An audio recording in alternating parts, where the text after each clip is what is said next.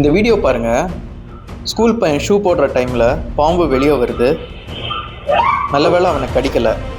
Suppose பாம்பு கடிச்சுன்னா என்ன பண்ணணும் என்ன பண்ணக்கூடாதுன்னு சொல்கிறேன்.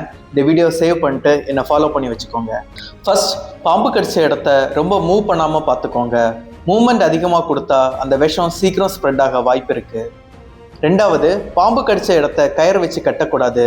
அந்த மாதிரி கட்டினீங்கன்னா கீழே உள்ள பாட்டில் உள்ள ரத்த ஓட்டம் கம்மியாக வாய்ப்பு இருக்கு. அந்த மாதிரி கம்மியாச்சுன்னா காலை எடுக்க வேண்டிய சிச்சுவேஷன் கூட வரலாம். மூணாவது, மூவிஸில் பார்க்குற மாதிரி பாம்பு கடிச்ச இடத்த கடிச்சு விஷத்தை வெளியே எடுக்கிறேன்னு எதுவும் பண்ணக்கூடாது. இந்த மாதிரி பண்ணுறதுனால உயிருக்கே ஆபத்தா முடியலாம். நாலாவது, ரொம்ப முக்கியமானது, பாம்பு கடிச்ச உடனே எவ்வளோ சீக்கிரம் ஹாஸ்பிட்டல் கூட்டிகிட்டு வர முடியுமோ அவ்வளோ சீக்கிரம் கூட்டிகிட்டு வாங்க. ஏன்னா அங்கே தான் உங்களுக்கு ஆன்டி ஸ்னேக் வெனம் கிடைக்கும். எப்போவுமே ஷூ போடுற டைமில் எதுவும் உள்ள இல்லைன்றதை கன்ஃபார்ம் பண்ணதுக்கு அப்புறம் ஷூ போடுங்க. ஏன்னா மோஸ்ட் ஆஃப் த ஸ்னேக்ஸ் ஷூக்குள்ளே ஒளிஞ்சிருக்க வாய்ப்பு இருக்குது. இந்த வீடியோவை மேக்ஸிமம் சேவ் அண்ட் ஷேர் பண்ணுங்கள். நம்ம சேர்ந்து அவேர்னஸ் கிரியேட் பண்ணலாம். தேங்க்யூ.